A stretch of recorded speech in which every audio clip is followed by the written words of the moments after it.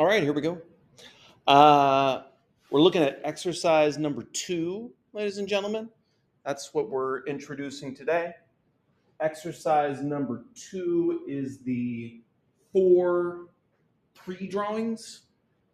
Really in exercise 2, ladies and gentlemen, I'm not teaching you anything. This is the pre-teaching exercise. I'm looking to see what can you do. Where are you at artistically currently so that I can help you get better.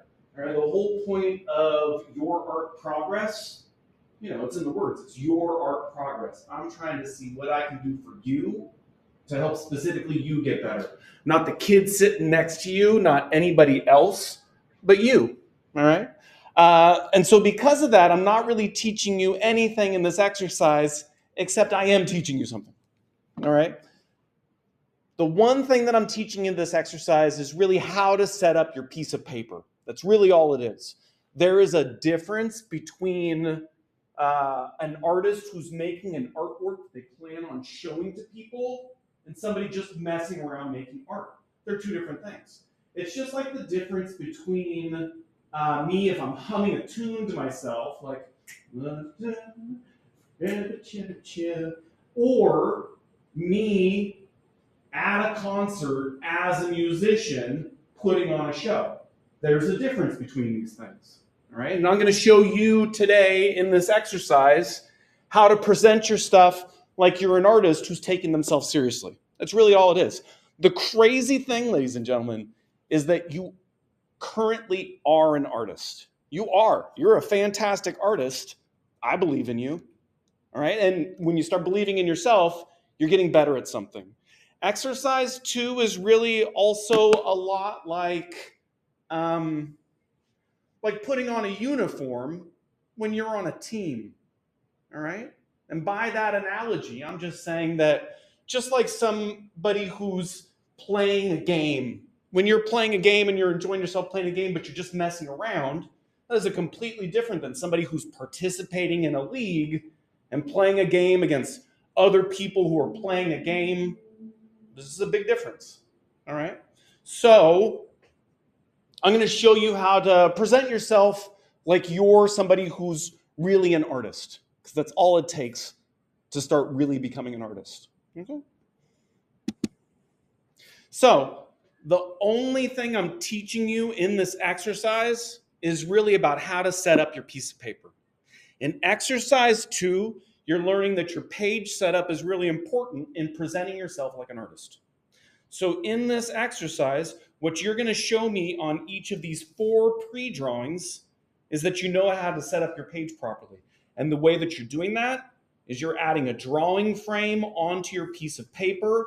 Your art is going to live inside that drawing frame and not outside of that drawing frame. And then below your drawing frame on the left-hand side, you're going to have a title.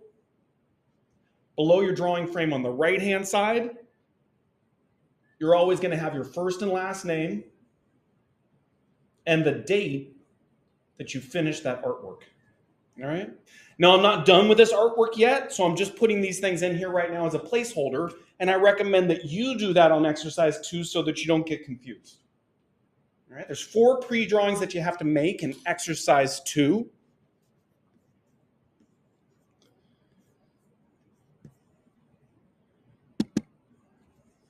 All right. One of them is a drawing of your hand. Right? To the best of your ability, you're going to draw a picture of your hand. Another one that you're going to make is a drawing of a corner of the room.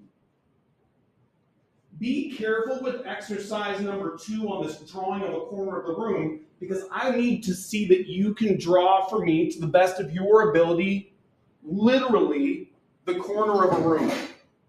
Right? Either where the ceiling meets the walls, or where the ceiling meets, or where the walls meet the floor. That's what we're looking for in this exercise, a corner of the room. We live inside these 3-dimensional boxes all the time. How well can you draw that 3-dimensional box that we're inside of? Another one of your pre-drawings that you have to make is a drawing of an interesting organic object. The difference between an organic object and a geometric object is that a geometric object is a simple object that's easily defined by math. You've been studying geometric objects your whole life, right? Rectangles, squares, triangles, cylinders, right? A cylinder, a cone, right? All of these things are geometric. They're more simple, right? Instead of drawing geometric things, I want to know in exercise number 2, how well can you draw something that's organic, all right? So don't draw this piece of paper because it's not organic. It's a rectangle, it's geometric. But if I take this piece of paper and I crumple it up into some kind of crazy shape, I have changed it into an object that's no longer geometric, it's now organic, all right? In art, artists have 2 main types of shapes and forms that they can use to make their art, all right? One main type that they have is geometric stuff to make your art with. And another category is organic stuff to make your art with, all right? You're going to show me how well you can draw something that's organic, that's not geometric. And then lastly, and the one that I'm going to show you about today in this demonstration, is you're going to make a pre-drawing about a still life. All right? A still life is a theme in art. People do still life all the time.